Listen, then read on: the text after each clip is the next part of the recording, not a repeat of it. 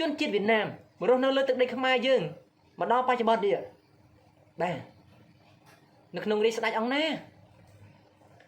ឯក៏វៀតណាមពេញទៅប្រទេសដល់ថ្ងៃនេះស្រុករាជស្ដេចអង្គណាហើយចូលមកដោយស្របច្បាប់ឬក៏ខុសច្បាប់ចូលមកស្របច្បាប់ណាបងប្អូនស្របច្បាប់ណានៅពេលដែលព្រះបាទស្រីសុរិយោពណ៌បាទដែលជាកូនរបស់បរមរាជាដែលជាចៅរបស់ព្រះបាទអង្គច័ន្ទនោះឡើងគ្រងរាជព្រះអង្គគិតថាអត់ចង់ឲ្យកម្លាំងខ្មែរយើងដែលថមថយនេះទៅប្រកួតប្រជែងជាមួយនឹងសៀមដែលគេមានកម្លាំងខ្លាំងជាងគឺច្រើនជាងបកាយជាងអញ្ចឹងដើម្បីរក្សាកម្លាំងខ្មែរកងទ័ពខ្មែរនិងកងទ័ពសៀមក៏ទៅចងសម្ព័ន្ធភាពជាមួយនឹងបាទស្ដេចអាណាមអញ្ចឹងឲ្យបុត្ររបស់ព្រះអង្គព្រះបាទស្រីសុរិយោពណ៌ព្រះអង្គមានបុត្រ2ព្រះអង្គទី1គឺព្រះបាទជ័យជេដ្ឋាទី2និងទី2គឺ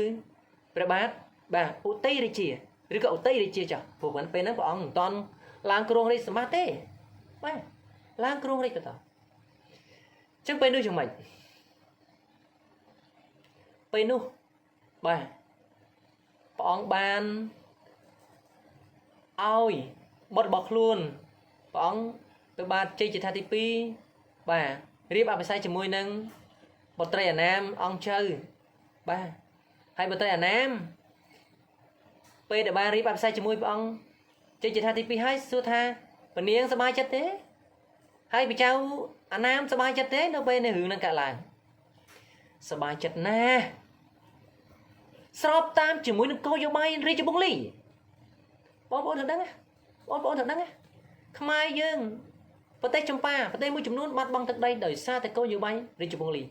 គោលនយោបាយពង្រីកអំណាចរបស់រាជវង្សលីមានអីខ្លះមាន4ចំណុចទី1តម្រូវឲ្យបាទជនជាតិវៀតណាមទាំងអស់ជនជាតិអាណាមទាំងអស់មានកាតព្វកិច្ចយោធាមានន័យថាពួកគាត់ធ្វើជាអ្នកនយោបាយជាអ្នកធ្វើជាយោធាបាទគ្រប់គ្នាណាមានកាតព្វកិច្ចណាកិច្ចដែលមិនអាចខានបានណាបាទចំណុចទី2ដាក់បញ្ចូលជនជាតិភាគតិចទាំងអស់ឲ្យខ្លាចជាជនជាតិអាណាមតែមួយបាទអត់ឲ្យមានបកនេះបកនោះក្រុមនេះក្រុមនោះភុនភាគតិចភាគច្រើនអីមានស្អុយស្គួយខាស្ទៀងសម្រែដូចខ្មែរយើងមានអញ្ញែអញ្ញៃចឹងទេគេឲ្យខ្លាចជាជនជាតិវៀតណាមតែមួយបាទគ្រប់គោលនយោបាយរបស់រាជរដ្ឋាភិបាលគេតែមួយដូចគ្នាបាទចំណុចទី3មានទម្លាប់ផ្សំផ្គុំកូនប្រុសឬក៏បុត្រប្រុសឬក៏ព្រះរាជបុត្រាឬបុត្រីកូនប្រុសកូនស្រីរបស់ខ្លួនជាមួយឲ្យទៅកាន់មេដឹកនាំជាតិសាសន៍នីមួយបាទកូនសម្ព័ន្ធនីមួយឲ្យតែជាមេដឹកនាំបងប្អូនទៅចាំណាឲ្យតែមេប្តីក៏ដោយប្រពន្ធក៏ដោយកូនក៏ដោយចៅក៏ដោយឲ្យតែមេបើខ្ញុំប្រុសអញ្ចឹងខ្ញុំជាមេចៅក៏ដោយមេប៉ូលីសក៏ដោយមេទាហានក៏ដោយមេស្រុកក៏ដោយមេប្រទេសក៏ដោយមេភូមិក៏ដោយមេឃុំមេបនក៏ដោយក៏អាណាមលើកកូនកំមុំឲ្យដោយសប្បាយចិត្តពួកគេដឹងថាមេមានសមត្ថភាពអញ្ចឹងជនជាតិគេបានល្អហើយក៏ឆ្លៀតឱកាសដើម្បីចំណេញគោលនយោបាយដែរគេអត់ខ្លាចថាឲ្យប្រពន្ធកូនគេមកឲ្យរៀបអភិសេករៀបការជាមួយនឹងថ្នាក់ដឹកនាំរបស់ជាតិសាសន៍នីមួយនោះទេដោយសារអីគេដឹងថាជាតិសាសន៍គេស្រឡាញ់មេដឹកនាំថ្នាក់ដឹកនាំគេណាស់ហើយពួកគេមានកាតព្វកិច្ចយោធាហើយខ្មែរយើងកាលណាលោកគ្រូឬក៏បាទបងប្អូនណាដែលហ៊ាននិយាយនយោបាយនៅក្នុងថ្នាក់រៀនមើលឬក៏និយាយនយោបាយមិនស្រួលណាហើយចាំពន្ធកូនឯងឲ្យទៅរស់ដោះធនាគារឲ្យទៅរួចធ្វើមកឲ្យមានបាយឆ្ងាញ់ម្ហូបឆ្ងាញ់ផ្ទះនៅមានឡានជិះចាំគ្រួសារឲ្យតែសុខសប្បាយទៅបានហើយមិនខ្វល់ពីការងារប្រទេសជាតិទេមានអ្នកដឹកនាំមានថ្នាក់ដឹកនាំលោកគិតពីការងារប្រទេសជាតិហើយមានពួកគាត់ដែលមានតួនាទីគិតពីការងារប្រទេសជាតិចុះប្រសិនបើពួកគាត់មិនគិតហើយបងប្អូនអរគ្នាគិតតែសប្បាយរៀងខ្លួននេះអត្តហេតុអត្តនោនេះថោឲ្យខ្លួនទីពឹងខ្លួនក្បាលណាសក់អាហ្នឹងនេះបាទមិននាំគ្នាគិតពីបញ្ហាប្រទេសជាតិនេះប្រទេសវៀតណាមខ្ញុំសរសើរគេឲ្យប្រជាជនគេមានកាតព្វកិច្ចយោធា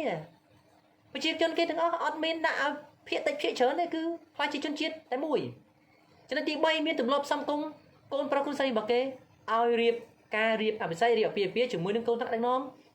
បាទមេដឹកនាំរបស់ជាតិសាសន៍នីមួយៗកូនសម្បត្តិនីមួយៗមេដឹកនាំនីមួយៗមិនថាតែមេដឹកនាំនៅខ្មែរយើងទេមេដឹកនាំនៅតំបន់ណាគេចង់បានគេធ្វើអញ្ចឹងដែរបាទហ្នឹងគឺជាគោលនយោបាយហើយគោលនយោបាយនេះមែនកោលនយោបាយនេះហ៎ធ្វើឲ្យខ្មែរយើងនេះដែលព្រះបាទស្រីសុយោពនេះព្រះអង្គបានឲ្យព្រះបាទស្រីចេញចថាទី2រៀបអភិសេកជាមួយនឹងបុត្រីរបស់គេព្រះនាងអង្គជើតើស្របជាមួយគោលនយោបាយគេនឹងទេស្របហើយគេសប្បាយចិត្តណាស់គេទទួលដែរពីគេដំបូងគេសុំខេត្តយើងប្រហែលខេត្តទេបច្ចុប្បន្ននៅកម្ពុជាក្រមបាទដើម្បីឲ្យកងទ័ពរបស់គេបាទប្រមូលសួយសារក៏ឧបត្ថម្ភឬក៏ផ្ដល់ឲ្យប្រជាជាបាទខ្មែរយើងហើយខ្មែរយើងឮថាអាគេប្រមូលពន្ធឲ្យគេប្រមូលទ្រព្យសម្បត្តិឲ្យធ្វើអីស្រួលណាចូលចិត្តណាចិត្តស្ដាយនៅវិសាលអង្គរវត្តអញ្ចឹងខ្លួនឯងមានបាទកងទ័ពមានអ្នកដែលមានសមត្ថភាពដើម្បីប្រមូលបាទទ្រព្យសម្បត្តិប្រមូលពន្ធប្រមូលអីផ្សេងយកផលប្រយោជន៍ពីវិសាលអង្គរវត្តដែលដូនតាខំសាងសង់នោះបាទទៅឲ្យជនជាតិបរទេសជាអ្នកប្រមូលពន្ធបាទប្រមូលពន្ធចង់បានអាគេប្រមូលឲ្យស្រួលយកមកឲ្យហុកជុំញុកចូលដល់មកទៅចង់បានអញ្ចឹងបាទខ្មែរយើងចូលចិត្តអាស្រួលអញ្ចឹងចង់បានស្រួលអញ្ចឹងបាទអូខេអញ្ចឹងខ្ញុំនិយាយប៉ុណ្ណឹងចុះខ្ញុំមិននិយាយឲ្យប៉ះពាល់អីច្រើនជាងហ្នឹងទេហើយខ្ញុំនិយាយតែជាទូទៅនេះខ្ញុំនិយាយពីប្រវត្តិជាដែលនៅក្នុងសម័យកាលនោះអញ្ចឹងរាជាខ្មែរយើងគឺចូលចិត្តណាស់ចង់បានណាអញ្ចឹងបាទចង់បានណាអាស្រួលអញ្ចឹងតែបើគេខ្ចីតែ5ឆ្នាំទេ4-5ឆ្នាំទេគេនឹងបកគលឲ្យខ្មែរវិញហើយប៉ុន្តែម្ដងថ្ងៃនេះចូល400ឆ្នាំជាងហើយសួរថាជនជាតិវៀតណាមមេដឹកនាំវៀតណាមថ្នាក់ដឹកនាំវៀតណាមប្រមាណរូបដែលចង់បកគលទឹកដីខ្មែរមកឲ្យខ្មែរយើងវិញនេះទាំង21ខេត្តក្រុងរាល់ថ្ងៃនេះទីក្រុងព្រៃនគរនេះមកដល់ថ្ងៃនេះចូលមែន400ឆ្នាំជាងណាបកគលឲ្យវិញហ៎ថែមយកកោះខ្មែរយើងជាបន្តទៅទៀតកោះត្រល់កោះអីផ្សេងឡើងខ្ញុំមិននិយាយច្រើនទេព្រោះប៉ះពាល់គោលនយោបាយរបស់ថ្នាក់ដឹកនាំដែរអញ្ចឹងលោកធ្វើក៏លោកមានភាពចាំបាច់របស់លោកដែរប៉ុន្តែខ្ញុំមិននិយាយច្រើនទេខ្ញុំនិយាយពីគោលនយោបាយគេធ្វើអញ្ចឹងបាទគេធ្វើអញ្ចឹងណាបាទអញ្ចឹងនៅពេលដែលព្រះបាទស្រីសុយោពព្រះអង្គបានកាន់ការងារប្រទេសព្រះអង្គធ្វើរឿងហ្នឹងព្រះអង្គគិតហ្នឹងគឺព្រះអង្គយល់ថាការគិតរបស់ព្រះអង្គត្រឹមត្រូវព្រះអង្គអត់ចង់ឲ្យកងទ័ពខ្មែរយើងចំនួនមួយសៀមហើយកងទ័ពយើងតិចទេព្រះអង្គចង់សម្ព័ន្ធភាពជាមួយនឹងអាណាមព្រោះគាត់ថាដើម្បីរក្សាលំនឹងកម្លាំងរវាងសៀមហើយនឹងខ្មែរបាទថែមទាំងដាក់បន្ទុកដំបូងមានសត្រូវទៅខាងលិចទេក្រោយមកមានសត្រូវខាងលិចផងខាងកើតផងស្ទើរតែជុំទិសខាងលិចក៏រួញខាងកើតក៏រួញទៅរួញមកដូចម្ដងថ្ងៃដូចរូបទន្សាយអញ្ចឹងមើលផែនទីប្រទេសកម្ពុជាទៅបាទប៉ុន្តែឥឡូវអរគុណរដ្ឋាភិបាលដែរព្រះអង្គថាលោករដ្ឋាភិបាលលោកថាលោកមានប្រសាសន៍ថាមកដល់ពេលនេះប្រទេសកម្ពុជាយើងដីលើសពី 181,035 គីឡូម៉ែត្រការ៉េដោយសារពីចំនួនបារាំងជីសេះជីអីដើរវាស់អត់ច្បាស់លាស់ទេហើយសម័យឥឡូវអង្គុយនៅក្នុងកៅអីនៅម៉ាស៊ីនជែកវាស់ដីប្រទេសកម្ពុជាវាស់បានឡើងអេមហើយបានដីធំជាងមុនទៀតបើទោះជាបាត់កោះត្រល់បើដូចជាកោះកុដមួយចំនួនត្រូវបានគេរំលោភបំពានហើយដែនសមុទ្រមួយចំនួនគេបានរំលោភបំពានក៏នៅទឹកដីប្រទេសកម្ពុជាយើងធំជាងមុនអញ្ចឹងយើងមិនមានមោទនភាពដោយសារតែថ្នាក់ដឹកនាំយើងមែនទេបងប្អូនចឹងឯងបងប្អូនមានមោទនភាពទេក្រោមការដឹកនាំរបស់គាត់ពីមុនមកតែ21ខេត្តក្រុងឯងឥឡូវ25ខេត្តក្រុងអញ្ចឹងខេត្តច្រើនជាងមុនទេហើយទឹកដីច្រើនជាងមុនទៀតគិតពិចារណាផងណាបាទគិតពិចារណាច្បាស់មុននឹងនិយាយអីមួយត្រូវគិតពិចារណាច្បាស់តែរឿងហ្នឹងយ៉ាងម៉េចបាទអញ្ចឹងយើងចូលដល់បន្តទៀត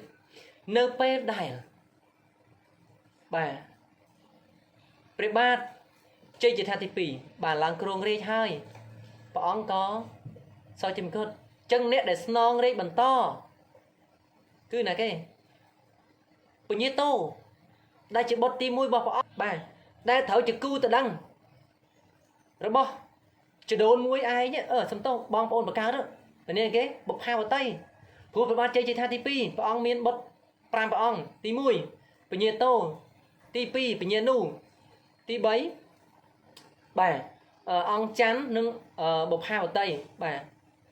nâng này hay bình nhiệt tô ok miền cha bình nhiệt tô bình nhiệt nu ông chắn bà chăn vào tây nâng bột hào tây chẳng tây nu bình nhiệt tố hai nâng bột hào tây đây miền là bốc ruộng kia mà đai xây kia nữa thở ba phiêu pía chia cứu đằng đăng bà chừng nộp hay đai ông ba xong công cái này chia cứu đằng đăng đang bị khăm chứ hay là bên thông lang bà nộp hay đai bài đa bạc luôn bạn đã riêng bà chừng ông ọt toàn từ tu đây smart tê xong tới bua sân bà xong tới bua sân ao riêng smart nút tư mà chắc pu hay chắc pu cứ rồi bát u tây đi chỉ rồi tây đi chứ đây thời chim chắc pu chẳng mà chắc pu nó bên ban kruông đây smart hai nữa ban cất pi sọc tóc bạc mùi em chắc mùi vậy tam bất mà chắc mùi soi riêng từ tu làm nay mà đâu hà son ta miền nè có tây đi chia miền vô và đỏ sòn này vô miền tên hay để bây vô miền tên đang ôn đang bạch thế vô miền tên hai xôm bay tại cu đằng đăng rồi bóc của nhiên tố mua bột hao tay nữa còn mà chắc phú vô một thôi chia mà hai say đây thấy nhé chân bê khá ông nãy ao được cái mình phải có thằng lõ rồi tại từ đó vô mà can cam ông nãy luôn ai đôi chia về ba sát thì mui để oi bật bọc luôn đấy tớ tại mình phải chôn đọc mui về xa hay đừng ôn ở mui năm vô mà thơ cái ca và tây chiến đấy còn mình lõ này chứ ở tây đi chia ông thơ ní nhưng mình vậy thằng lõ rồi rõ đây phần tái nó nóng nu à vậy là rõ cứ từ đá cu từ đá bọc mui hay của ông oi riêng mà oi mà chặt mui bên tây np đang mà chặt mui bà lang một cruông bà một sống lia chạy sky bọt hay máu mà thôi chừng thôi chỉ lại phần này mình ở đây miền Nam ông ôn hương đôi ca song sai phần mình bà bên nu phơn snai rồi viên hai thằng như tô nu chỉ mùi nưng bà bom ôn luôn anh đại thời chỉ cứu từ đáng rồi bà bọc hai vào tay bàn chạp che lang vinh bên nu bật hai vào tay mấy nó có mong đánh món đấy nè to đấy bốn mấy nó có mong đánh món đấy bọc hào tay ban khai chi bọc bôn bọc pu hơi bọc tay đi chi hơi trên đập lơ snai đang chạp tránh anh đang cho đó cầm phật hai small small con à phía môn cung rõ mập con nia thế đấy cầm hăng to tay bay bạ bạ pu chụp cái trên này trên này thế đấy anh đang cho đó càng nghe sạch chiếm này chuyển bờ ba chân nét để phơi hử năng tao từ tu bàn thọ lại thọ bật chỉ từ tu bàn bật mày bây nữa bà trong cắt đấy nè bây nu cứ to là bỏ tây đi chia chỉ mũi nừng con to bỏ tây còn to Portugal bàn lơ rê Paul máu đầm bay đánh cầm chát đánh sầm láp bài cái hai chào tiền viếng ta lui Paul sẽ đánh hai chào tiền viếng ngay bằng Paul đấy bài Tom đi chia đó đập Tom đi chia tôi chó còn lan từ lơ đam thao tại đam thao nó mình đam thao ăn áo đấy đam thao mình áo ấy bà online được phật nào chu á sẽ lom bà đang phật ấy thì đắng tay bóng tôi chắc cứ online làm thế nào p để top bà là bo để chia cái đôi chia thì hiện bọc Portugal trong được may sầm nát bóng mà lướt đai khoát xong một cả trong còi vừa bóng chuyển nét đai chết cầm nắp cáp luôn bà chết bót kê cao tham mấy bóng nghĩ mặt khi bóng lôi để khlang để đã và khoát bà chân hiện có miếng chất sao bao tiết bè bắt bành đi rồi đó bọn bàn vô slack nào bài xe chia cầm nạp cạp luôn bà đam xa mà đo côn bà nét chùm non cao để mấy cầm ói vô cầm ru cầm ói thôi đầm rạp tam có bà hay chứ mình sốt ấy trở này phù video này quen trở này